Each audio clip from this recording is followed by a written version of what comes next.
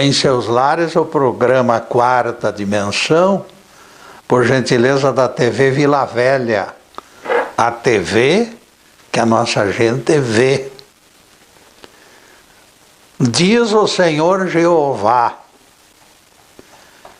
se vossos pecados forem como escarlate, eles se tornarão brancos como a neve. Isaías 1, versículo 18. Se analisarmos a vastidão do universo, todos aceitarão a promessa divina. Todos acharão natural esta promessa. Dispomos de espaço infinito, de tempo infinito, de mestres iluminados e do nosso Pai eterno.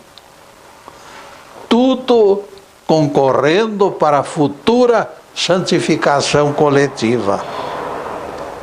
Atendê-lo custará menos que nossos frívolos passatempos. O que Deus pede foi definido pelo profeta Isaías: lavai-vos, purificai-vos, tirai de diante dos meus olhos as vossas más ações. Aprendei a fazer o bem. Isaías 1, versículo 16. Isto significa clareamento do nosso karma. Remover más ações purifica corações. Bons amigos ajudam na divulgação deste programa e nós agradecemos. Com eles colaborando, temos certeza de que tudo terminará perfeitamente bem.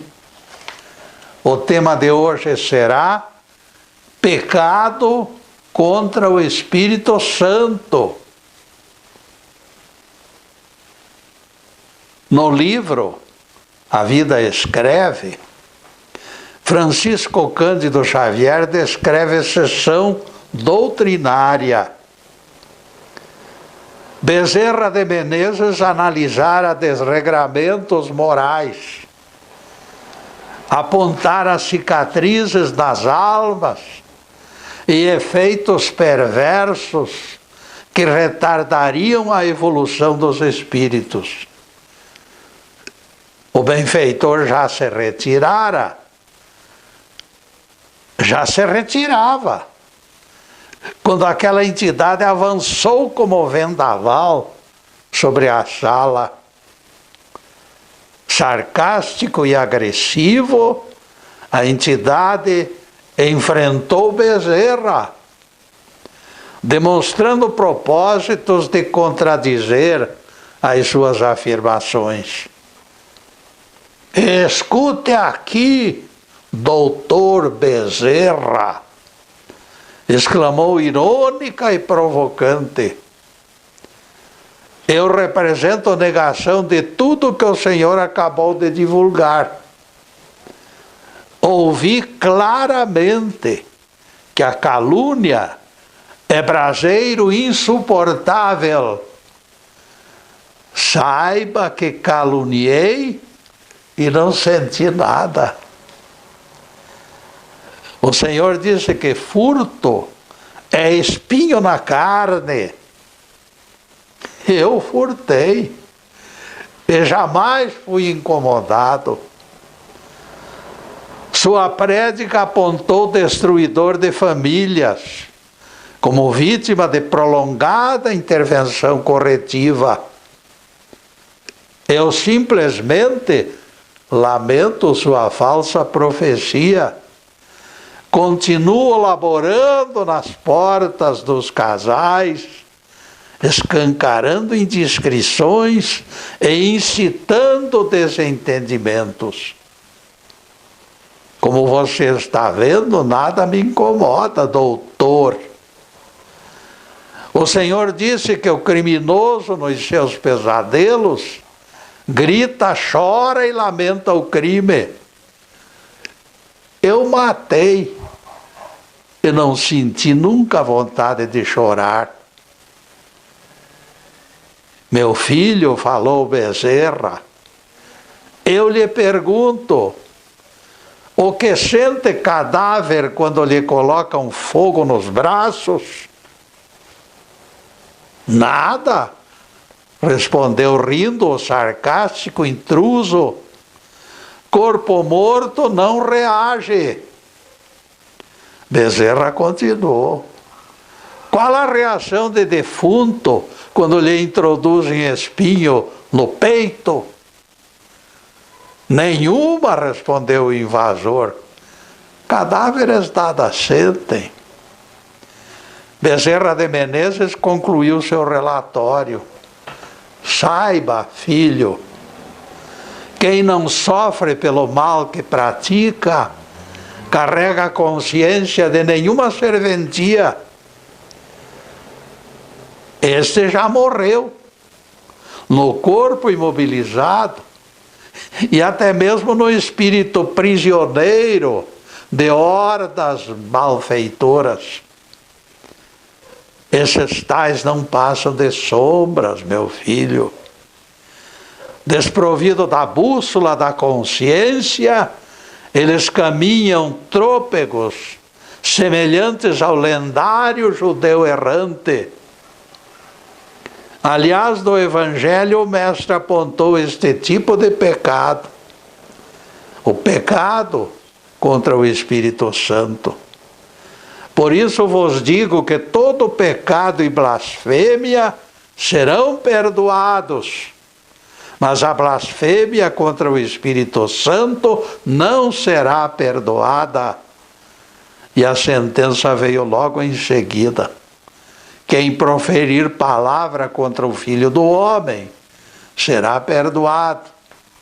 Quem se manifestar contra o Espírito Santo, porém, não será perdoado, nem neste mundo, nem no vindouro. Palavras de Jesus em Mateus 12, versículos 31 e 32. Séculos e séculos de provações acompanharão os que desdenharem orientações do alto e santo guia. O Espírito Santo fala aos nossos ouvidos. Abandone este projeto.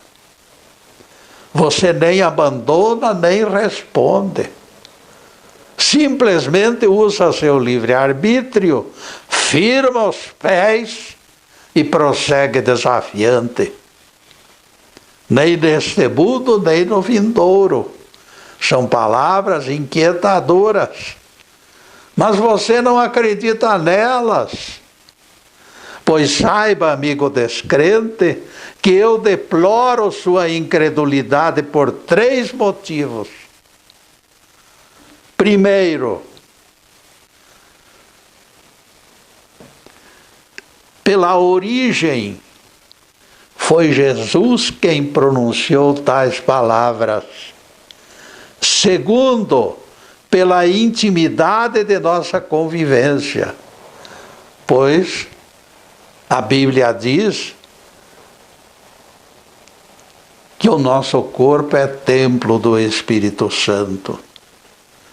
O terceiro motivo também é relevante, pois se trata de mais outra dentre milhares de provas de reencarnação. Se aquele pecado não será perdoado nem neste mundo, nem no vindouro, abrem-se cortinas reveladoras de outras vidas. Neste mundo vindouro, depois da morte do corpo na terra, o espírito continua no páreo da reabilitação evolutiva. Ele vai ser julgado em um mundo que não é o nosso. A frase costumeira, quem se perdeu, perdido está, esgota sentido que lhes emprestam os teólogos. Corpo sepultado em nosso planeta não significa o derradeiro capítulo da nossa história. O corpo fica lá, mas o espírito continua. Segundo a frase de Jesus, continuaremos sendo avaliados num mundo que ele chama de mundo vindouro. Isso significa reencarnação, amigos. Ninguém se iluda com o agito das sereias enganadoras. A ciência já provou que a Terra nunca foi centro do sistema planetário. Existem outros planetas habitados bem mais importantes e estão todos eles esperando por nós. Os teólogos encerram chances após o desencarne na Terra. Não tem mais chance de salvação. A partir do desencarne, eles apagam mérito e demérito do livro da vida, considerando a conta encerrada. Se Jesus apontou outro tribunal fora da terra, com idêntica função de julgar pecadores, tais restrições emitidas perdem validade. A frase limitadora dos teólogos, quem se perdeu, perdido está, se esgarça diante desta revelação do nosso Rabi. Cristo Jesus descerá para sacramentar sentença aos que estiverem na terra. O Cristo planetário daqueles mundos se encarregará das ovelhas e bodes no seu território, cada um na sua função. No juízo final não existem tribunais para exarar habeas corpus. As obras de cada vivente estarão na memória do Cristo. Ovelhas deste lado, bodes do outro. Se Jesus diz que o pecado contra o Espírito Santo será punido naquele mundo, fica evidente que este mundo existe em algum lugar. E neste ponto, caríssimos, nós vamos fazer a primeira interrupção do programa para os comerciais do canal. Mas é um instantinho só. Daqui a pouco estaremos de volta. Obrigado.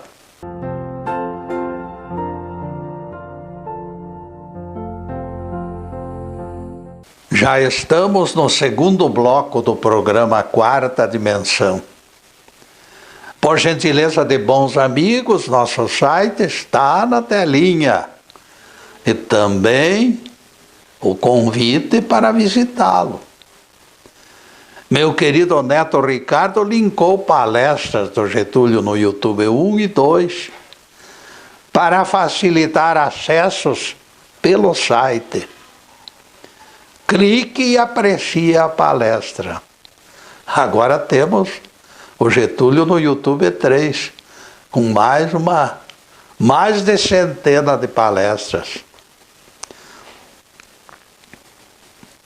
Avisamos que este programa está sendo gravado nos estúdios Fernando Martins, sob a batuta competente do Fernando e do Zube. Obrigado a esses dois amigos. Palestras anteriores serão encontradas no YouTube e no Facebook Live TV PG. As minhas exposições se identificam pelo nome Quarta Dimensão. Siga no rumo, aprecie conteúdo e divulgue. Agradeço as saudações que nos incentivam pela internet. Que Deus guarde e abençoe todos os nossos ouvintes. Em seguida, o tema: pecado contra o Espírito Santo. É complicado restabelecer equilíbrio aos espíritos que desprezaram voz de Deus. Ademais, todos são apetrechados com o livre-arbítrio. rejeitam sugestões do Espírito Santo com total liberdade. Deus não força ninguém. O Pai Celestial não coage as pessoas, não obriga as pessoas a jogar do seu time. Quando transgredimos conscientemente os preceitos, porém, nós duplicamos a culpa. A semeadura é livre, mas a colheita é obrigatória. Somos livres para cometer as maiores loucuras. Sem a bússola da consciência atuante, porém, muitos serão arrastados para o mar encapelado, e as tempestades os lançarão contra os rochedos, e não gozarão paz por muitos séculos, até se ajustar, até aprender. Jesus foi claro: quem blasfemar contra o Espírito Santo não será perdoado, nem neste mundo, nem no vindouro. Mateus 12, versículo 32. Aquele malfeitor rebelado contra a Bezerra de Menezes cabe perfeitamente neste molde desenhado por Jesus.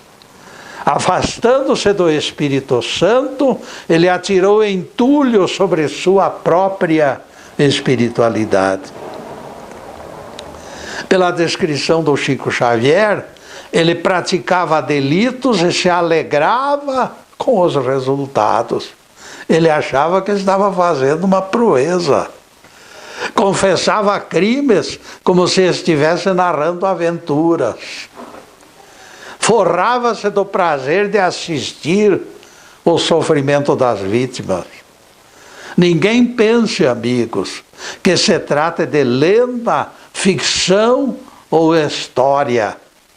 Tais monstros existem, ainda insensíveis e ainda bárbaros. Homicidas apunhalam pelas costas e depois vão lamentar hipocritamente a perda daquela pessoa lá nos funerais. Vejam se pode, se é possível uma coisa desta. É possível, sim. Existem seres bárbaros. Estes, por certo, sufocaram as inibições do remorso. Desligaram os sensores. Nada mais sentem. E este é o pecado. Não sentir nada. Expressando pura verdade, o passatempo destas criaturas tem sido incrementar métodos de torturar os outros. Esse desligamento de inibições pelas consciências explica o grau de perversidade destas criaturas. Quando afastadas do alto, o baixo astral toma posse. Quando nos falta a luz interna, melhor fugir da escuridão. Percebam que os galhos não se desligam do tronco das árvores. Não acertaremos passo sem a orientação da nossa consciência. Caifás, sumo sacerdote, que foi perseguidor de Jesus, atravessava a crise naquela sexta-feira do julgamento de Jesus. Perigoso agitador galileu já fora preso, dizia Caifás, mas ainda restavam simpatizantes dele dentro do próprio sinédrio. Caifás mantivera servos no seu rastro, mas infelizmente todos eles sempre traziam notícias favoráveis ao Galileu. Isto desagradava profundamente o potentado judeu. Eu vi Lázaro sair do sepulcro, declarou Josafá, em plena reunião do conselho. Não posso testemunhar contra este homem. Aquelas palavras do companheiro de partido aumentaram o desespero do sumo sacerdote. Além de tentar sufocar sua consciência, Caifás procurava insuflar ódio contra o Nazareno. É o fim do mundo, bradava Caifás. A nação se afunda na crendice e as próprias autoridades apoiam este falso Messias. Furioso, o sacerdote desceu as escadas na direção do cárcere, onde se encontrava Jesus, esperando o julgamento. Jesus se acomodara num banco tosco de madeira e se encontrava tranquilo, orando. Antes que o mestre percebesse quem chegara, Caifás lançou o capuz sobre sua cabeça. De cabeça coberta até os ombros, o Galileu tinha os olhos vendados por aquele pano grosso e escuro. Então Caifás esbofeteou Jesus e perguntou-lhe: poderias adivinhar quem te bateu? Para bajular o chefe, os guardas do templo montaram um estribilho: se és filho de Deus, adivinha quem te bateu? Se és filho de Deus, adivinha quem te bateu? Se és filho de Deus, adivinha quem te bateu? Um estribilho formado por 3 puxa-sacos. Jesus nem se moveu. Permaneceu imóvel, totalmente em silêncio. Todos aplaudiram o sumo sacerdote por desmascarar quem eles consideravam falso Cristo. De repente, porém, aconteceu o imprevisto. Caifás leva as mãos ao rosto, visivelmente transtornado.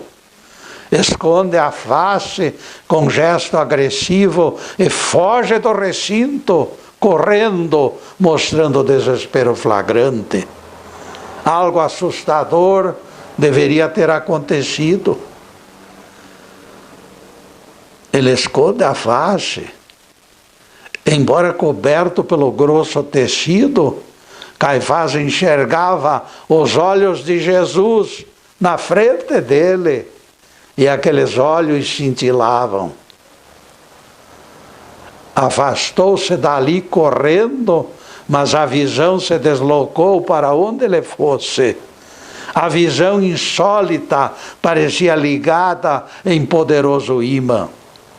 O fenômeno que Caifás detestava em Jesus se fez presente no seu próprio corpo.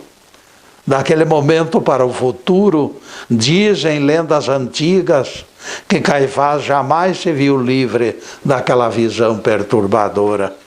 Nas longas madrugadas insones, aqueles olhos cintilantes encurtaram o seu descanso. Na mesa das refeições, o apetite acabava.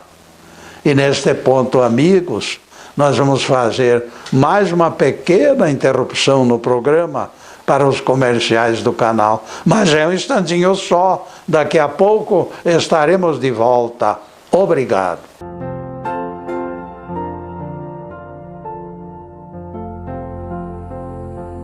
Retornamos com o terceiro bloco do programa Quarta Dimensão. Da mesma forma que motoristas desatentos atropelam nas ruas, pregadores interesseiros atropelam textos do Evangelho. Dia destes, o atropelamento atingiu Pedro e sua primeira carta. Morto na carne, mas vivo no Espírito, Jesus foi e pregou aos espíritos em prisão os quais foram desobedientes lá nos dias de Noé. Imaginem, lá no tempo do dilúvio. Está lá em 1 Pedro 3, versículos 19 e 20. O pregador definiu o texto como figurado, meus amigos, usando as palavras espíritos em prisão como única lição que se divulgava. Percebam a má fé. Nesta altura, em confusa torrente de frases, ele discorreu sobre encarcerados do vício, da comida excessiva, do sexo, etc. Ele fez questão de dizer tudo aquilo que deveria dizer, segundo os seus mentores, mas esqueceu de dizer coisas essenciais. Que aqueles espíritos milenares se encontravam em colônias espirituais. Já pensou lá do tempo do dilúvio até agora? Só poderiam estar em colônias. Que Jesus falou e foi ouvido por eles, porque Jesus foi lá pregar o Evangelho.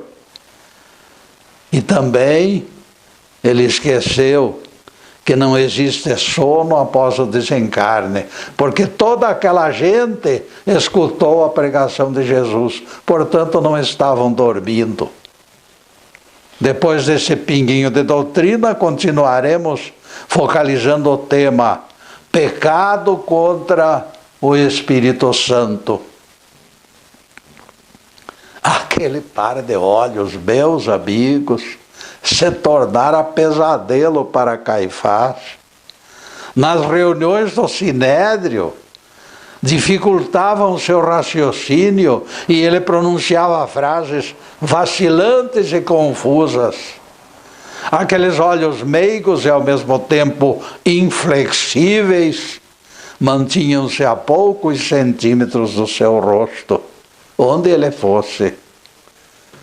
Ninguém se atreva a considerar o fato como vingança, absolutamente. Não foi vingança. Eu lhes afirmo com certeza. Aqueles olhos foram criados pela própria consciência do sacerdote no seu desvairado propósito violento. Como sacerdote maior na igreja do seu tempo, ele se obrigava a conhecer as razões de que Jesus encarnara. Os milagres, a vida reta, a sabedoria e os ensinamentos nunca superados revelavam sua origem. Caifás sofreu consequências por desatenção e por má vontade. Só poderiam desprezar tantas evidências aqueles desprovidos de olhos de ver e ouvidos de ouvir. Certa vez, meus amigos, perguntaram a Sócrates o que era esta coisa chamada consciência. Ele disse: imaginem caixa quadrada colocada dentro do nosso peito. Dentro dela colocaram pedra com formato desses dados usados em jogos por aí. Esta pedra se movimentava freneticamente cada vez que alguém cometesse pecado. Tipo passarinho assustado em gaiola, essa pedra girava como louca, batendo contra as paredes da gaiola.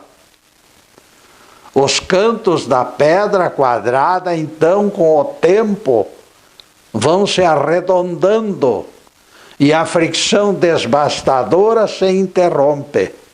Assim é a consciência, amigos. De tanto pecarmos e de tanto a pedra se movimentar dentro daquela caixa, a consciência fica anestesiada e o remorso desaparece. Pedra redonda desliza e não fere. Pedra quadrada termina redonda como bola e já não existe censura ao mal feito.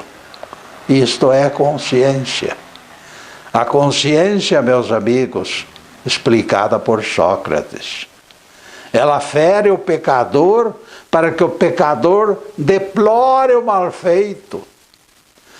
O personagem da história de Bezerra de Menezes, que o Chico Xavier nos contou, é exemplo de pedra arredondada.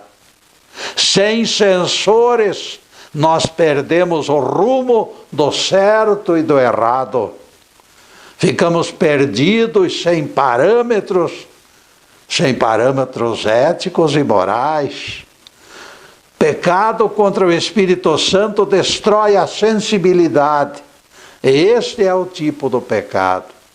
E saibam, senhoras e senhores, que sentimento de culpa é pesadelo que nos acorda no derradeiro estágio da perdição. Quando consciência fere, cresce a nossa resistência ao mal. Quando a consciência enfraquece, a nossa resistência acaba. Entre o arrependimento e o remorso, porém, eu voto no arrependimento. O remorso nasce da inquietação e da covardia. O arrependimento é fruto da compaixão. No entanto, remorso também abre fresta e permite passagem de alguma luz. Ficam, portanto, definidos os vilões da história. O pior de todos, o enganador supremo, a transgressão mais perniciosa será perdermos a sensibilidade na consciência. Esta é a máxima culpa, a mais perigosa das blasfêmias, o verdadeiro pecado contra o Espírito Santo. Quem obedece somente aos instintos, sem freios morais, supera em ferocidade os próprios bichos do mato. É aquilo que o Evangelho diz. O salário do pecado é a morte. Acaba a criatura. Você já morreu e teimosamente ainda está andando por aí e proclamando blasfêmias. Imaginem a extensão da catástrofe se todos esses brucutus sem forma e vazios reeditassem o Estatuto da Selva. Mercadores se reuniram, alhures, numa praça de Bagdá. Havia turcos, armênios, judeus e gregos. Experimentados beduínos manobravam camelos. No final da tarde, aconteceu violenta tempestade. Surpreendidos pela borrasca, eles correram desordenados. Salve-se quem puder. Foi esquema daquela fuga dramática. Por sorte, velho casarão abandonado os abrigou, um casarão que servira de quartel. Enorme corredor se estendia por centenas de quartos. Instalaram-se rápidos, pois não dispunham de luz elétrica, nem chaves nas portas. Tudo era rústico, tudo era daquele casarão abandonado, tudo era primitivo e difícil de lidar. Instalaram-se rápidos. Anoiteceu então, e a escuridão completa gerava desconfiança. Todo mundo estava desconfiado do vizinho, daquele que estava dormindo ali por perto. Grilos cantantes e o coachar dos sapos no brejo assustavam os mais impressionáveis. Alimentando temores recíprocos, se recolheram, mas ficaram na expectativa de furtos durante a madrugada. Cada mercador memorizava rosto como possível malfeitor, e a expectativa do prejuízo não deixou nenhum deles dormir. Todo mundo ficou insone. Aquela face memorizada aparecia como carrasco maldito. De repente, o medo de ser assaltado conduziu alguns afoitos para o corredor. Nesta altura, a movimentação imprevista degenerou numa batalha. Maldito, gritava este. Canalha, bradava aquele. Ladrão, exclamava terceiro. O velho casarão virou praça de guerra. Não havia luz elétrica. A escuridão os mantinha cegos. Todos se surravam sem piedade, com armas diversas. O que estivesse na mão servia de arma.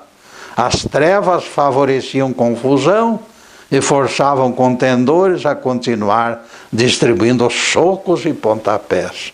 E neste ponto, amigos, nós vamos fazer mais uma pequena interrupção no programa para os comerciais do canal. Mas é um instantinho só. Daqui a pouco estaremos de volta. Obrigado.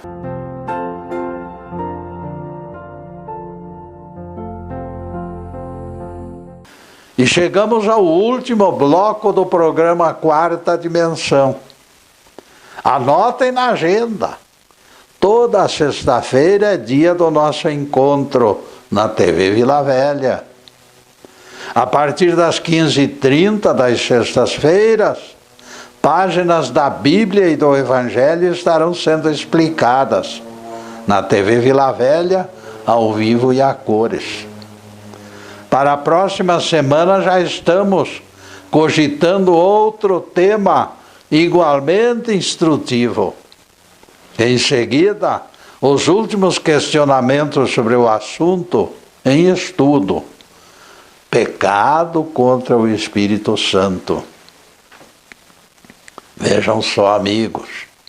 De repente, aconteceu uma coisa imprevista dentro daquele salão todo escuro. Transeunte eventual penetrou no casarão. Este benfeitor anônimo trazia nas mãos lanterna possante. Ele passou entre os combatentes em silêncio, ergueu a lanterna e acendeu o lume no meio dos briguentos. Bastou simples facho de luminosidade e todos compreenderam a estupidez do conflito. Foi a escuridão, disse alguém, escondendo o rosto envergonhado. Culpada foi a escuridão, repetiram todos. Nós concordamos, realmente. Foi a escuridão que causou o imbróglio. Quando a luz da consciência se apaga nas pessoas ou na sociedade, a lei da selva invade o território das trevas.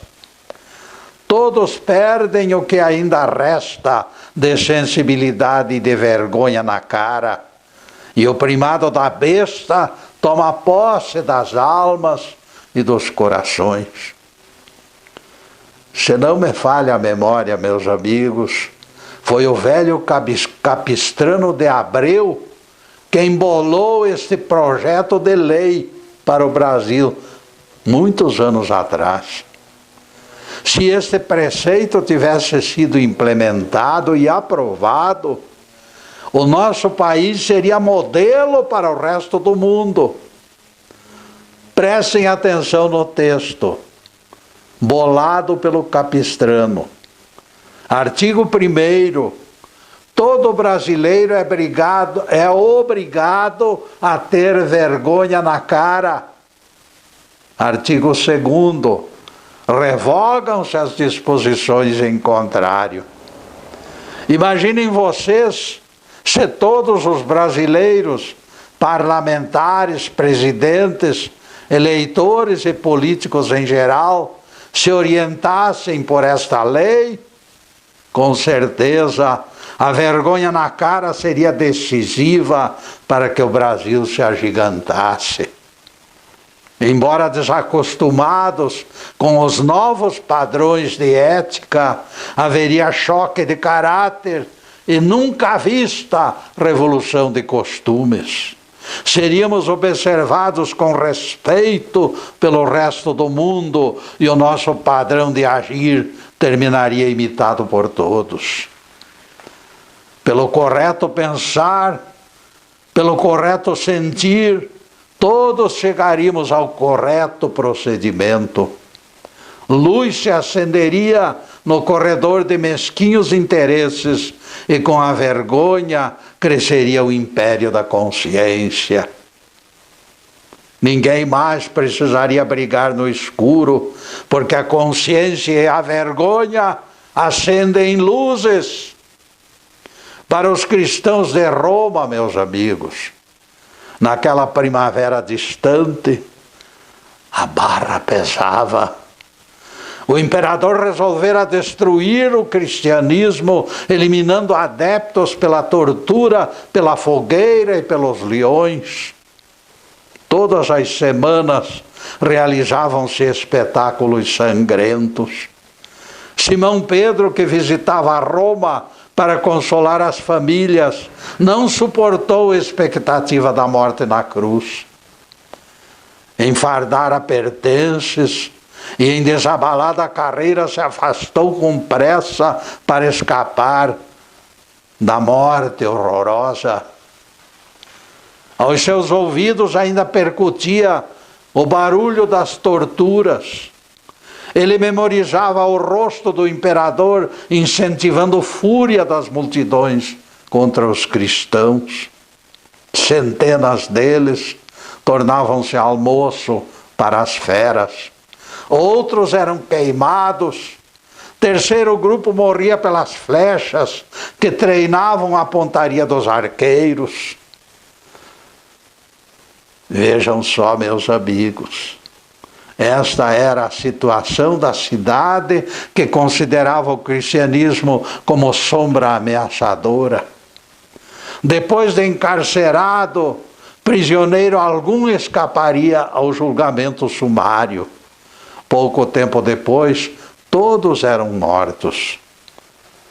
Simão Pedro escapara, talvez, na última hora e no último minuto possível. Ele estava correndo para o porto em busca de salvação. Os guardas já estavam no seu encalço quando ele se misturou com o povo e se afastou correndo. Agora faltavam poucos quilômetros para se livrar da polícia romana e de todo aquele inferno. O barco que o levaria para longe já estava ancorado no porto, esperando. Finalmente, Simão Pedro reconquistaria o direito de ir e vir e teria uma vida tranquila e feliz. Apesar de tudo, porém, Simão Pedro não estava feliz. Sua consciência clamava, contestando a covardia. Estaria certo abandonar seus irmãos naquele momento crucial, quando todos lamentavam separação e morte. Seria correto buscar a liberdade? Essa dúvida lhe causara insegurança e sofrimento. O vinho da liberdade misturava-se ao fel do remorso.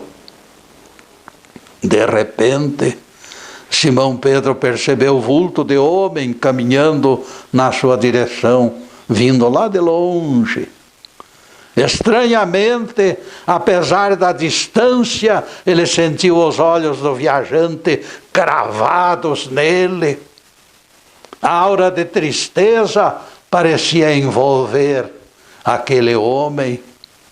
Algo lhe dizia que aquele viandante não se encontrava feliz naquele momento. E lhe surgiu certeza de que ele o censurava. E relembrou palavras amargas de Jesus a seu respeito pouco tempo antes. Antes que o galo cante, Simão, 3 vezes me negarás. Como se escritas com letra de fogo, a frase profética de Jesus repercutiu na consciência culpada de Pedro. Antes que o galo cante, Simão, 3 vezes me negarás. Nesta altura, Simão Pedro despertou para a realidade. Aquele peregrino que caminhava ao seu encontro era o Cristo redivivo. Quo vadis, Domine? Onde vais, Senhor? Foi o grito do apóstolo, e o mestre respondeu-lhe: vou a Roma para ser crucificado pela 2ª vez. Simão Pedro se jogou com o rosto no pó e chorou amargamente. E nós dizemos então: louvado seja Deus. Que o Senhor nos abençoe e nos guarde. Que o Senhor faça resplandecer o seu rosto sobre nós e tenha misericórdia de nós. Que o Senhor sobre nós levante o seu rosto e nos dê a paz. Louvado seja o nosso querido Deus Pai. Louvado seja o santo nome de Jesus, o nosso Cristo. Obrigado, Deus. Obrigado, Jesus. E para vocês, amigos, além desta câmera, nós estamos vibrando e pedindo ao Pai que desça bênçãos sobre todos. Bênçãos de paz, de harmonia, de saúde, de prosperidade, de alegria de viver, de tudo que é bom, mas acima de tudo, amigos, amor no coração. Porque o amor é a última página das nossas esperanças. Muito obrigado, meus amigos, e boa tarde.